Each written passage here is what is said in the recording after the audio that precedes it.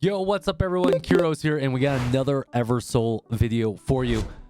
So this one's going to be around just some tips that I think a lot of new players need to know. Now, if you're used to an 𝙀𝙓𝙋𝘼𝙉𝘿 game, a lot of these are probably going to be very familiar to you, but maybe you'll get a little bit out of it. I don't know.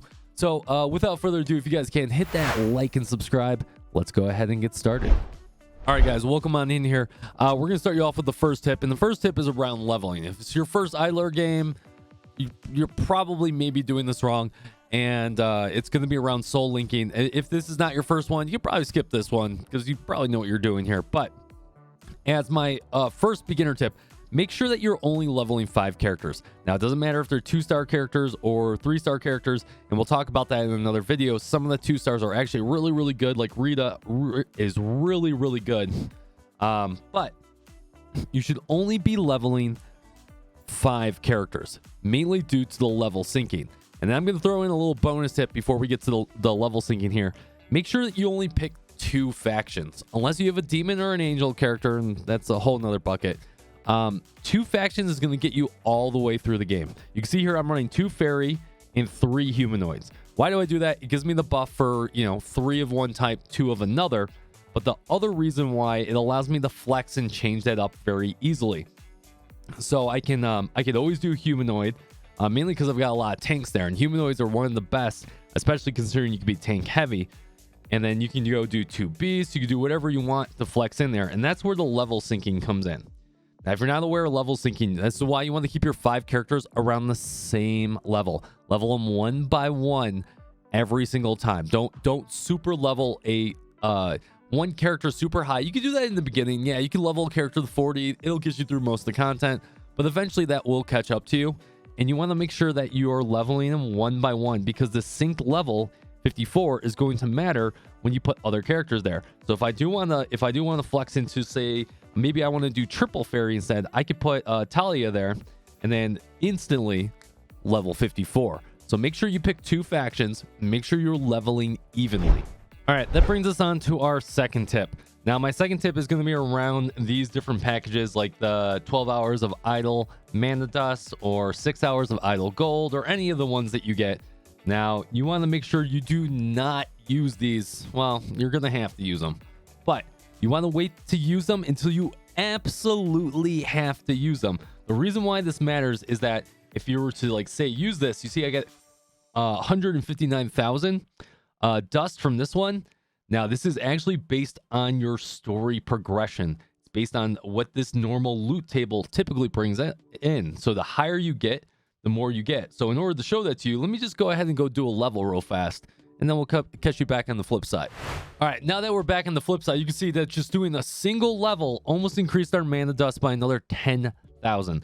So you want to try and hold out on these as long as humanly possible. It's an 𝙀𝙓𝙋𝘼𝙉𝘿 game. It's designed to take a while unless you're a big old whale and spend a ton of money.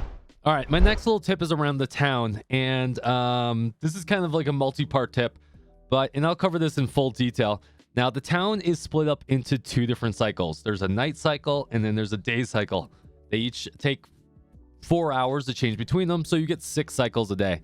Now, on the first part of that tip, every single time that the cycle happens, would mean that every 4 hours, you potentially get new part-time jobs. Now, so in order to optimize this, and this is a good source of gold, of dust, of other currencies that you need, is what you're going to want to do is at least load into the game every 4 hours, at least in the beginning, until you start getting those jobs that take 12 hours, 16 hours in order to complete. But you're going to have a lot of jobs that only take 59, and they'll reset every 4 hours. Now, on the flip side of that, I'm probably showing this on screen now, there is 2 daily objectives. You need to make sure you get both, because they give different resources to an extent. There's a nighttime raid, which you could do once a day. You just have to log into your town when it's night, and you kill all these different enemies, and they give you mana crystals, or they give you your leveling shards in order to break through those limit breaks.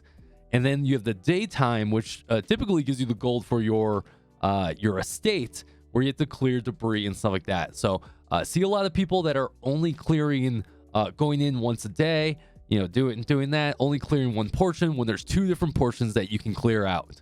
Now we'll have a full deep dive of the town because there's a lot more that makes up the town than just that on a later video. Tip number 4, and this one's around artifact, which you guys won't be able to unlock the artifact until you're in chapter 4, yada yada yada. But if you're already there and you're already starting to get some artifact summons, you want to be very careful you do not screw this up. So just quickly to go over it, let's go into our souls here, and we already have a few artifacts. We have Chloe's artifact right here, and you can go into it, you can drill down, hit enhance, and you can see that the benefits it gets. Now, you get these innate benefits that enhance your sub skills or any of your skills or anything like that, and it gets better and better the more you enhance it. It can go up 15. Now, that was a bad example because she's wearing a Yami's. That typically would not be the case. Let me just... Whoopsies! Let me go ahead and just swap on over to Jade. Jade's a good example. Let's go ahead and enhance her. She's one of my top DPS. Adds an effect to future fortune that increases attack by an additional 3%. And as you upgrade this artifact, it gets better and better and better. But in the beginning of the game, you shouldn't be upgrading artifacts, or not really. What you should be doing, because you only have so many tickets, is that you should be figuring out who your core group is, whether it's 5 people, 6 people, up to 10, I would say, and try and get an artifact for each and every single one of them. It's going to make your life a lot easier. It's going to make your progression a lot better. So going into what we just learned about artifacts right there is when you get these artifact summon tickets, and you only get so many, depends on if you have the battle pass, you only get so many in the story mission, you only get so many from monthly or weekly activities as well.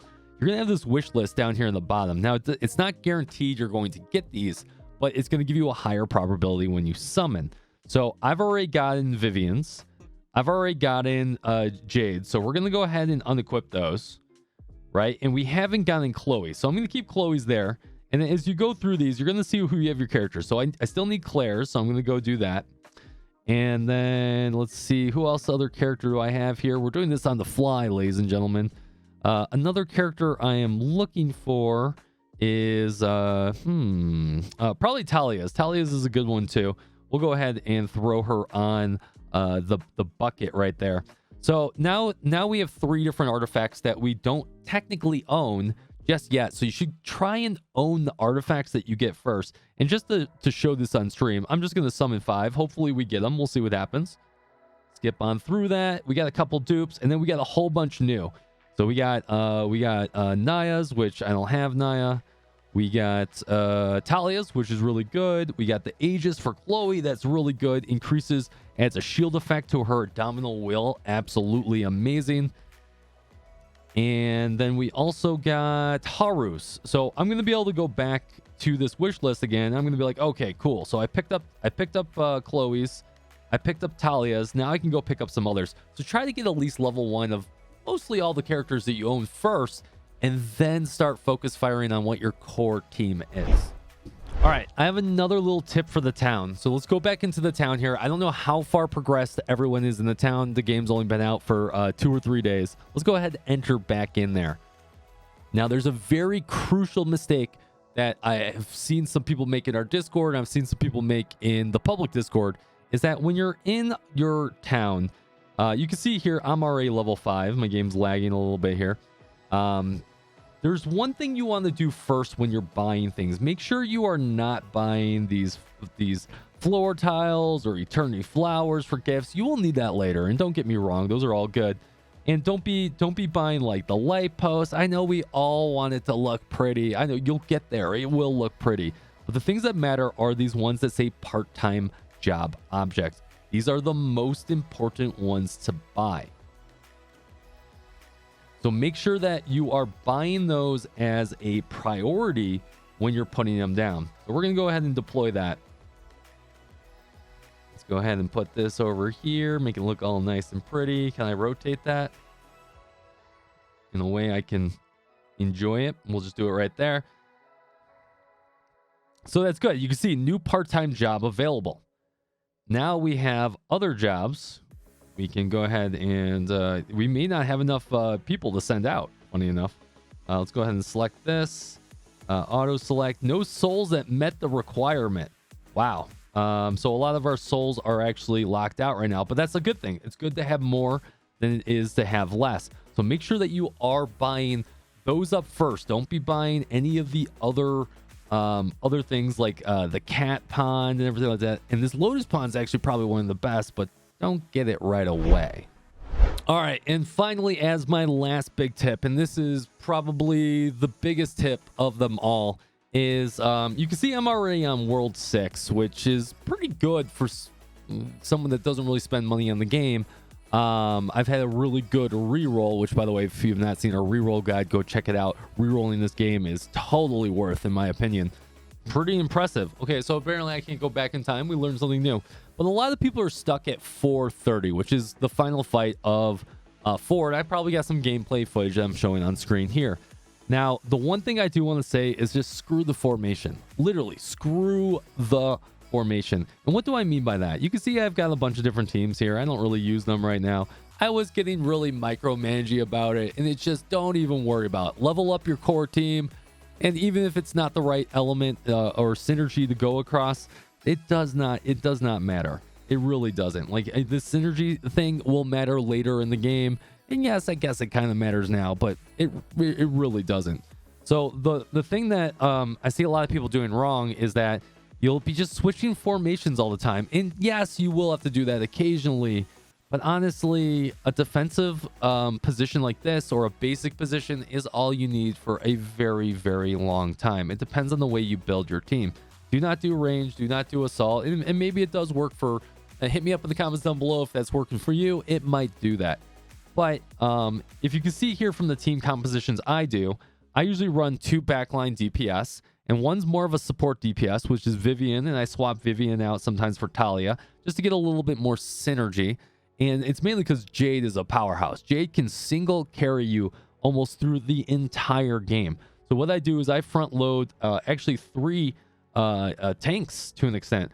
I've got a SR tank and 2 SSR tanks that all have self-sustain to an extent. So it really depends on the way that you build your team. But if you're following the 3-2 strategy, where you're always trying to keep 3 of the same type, and that should be built around your primary DPS or your primary tank, then you're gonna have a good time. And you can see this. I'm going into Beast, and this is actually an advantage, right? I'm going into Beast mode. This is really good. But you'll see that just you'll never have to change this, right? I haven't had that. I've autoed the whole way through. Haven't touched anything. So stop overthinking your battle synergies, because it really doesn't matter. And as another micro point, make sure that you do turn auto use on of your ultimate skills, and make sure that you do put these in the correct order. So what I'm going to do is I'm going to shift this order up. I want Jade to go first, then Talia. Then we will have Chloe or Claire, Chloe. I get them mixed up a little bit here. Go next. So make sure you do have that auto on. You can have animations on if you want to. It doesn't really matter. But you can see here, like, we do have the tactical advantage here. So this is really good for my team. But it's just tanks in this game are so good. They are so incredibly good. Like, even if a tank goes down, like, you have to blow through 3 of them. By that point, you know, Jade's gonna be it's gonna be game over. It's gonna be game over with the amount of damage that she could pump out with stunning and all that goodness. Ooh, level 21. And that was consistent damage all around. Look at that. Even Claire did a decent amount as a tank. So, I mean, that worked out really well. Well, that's all I've got for you on this video. Hit me up in the comments down below on anything, on any other videos you want me to do, or maybe there's an order. Maybe there's something that's very pressing that I don't understand that you guys need to know about. Maybe it's a little bit more about optimizing the soul link, or maybe it's a little bit more optimizing on when do I upgrade gear, or do I summon this? Do I do this? I don't know. Let me know. And I'm more than happy to do a video. I'll see you guys in the next video. Take it easy, and fist bump from me to you.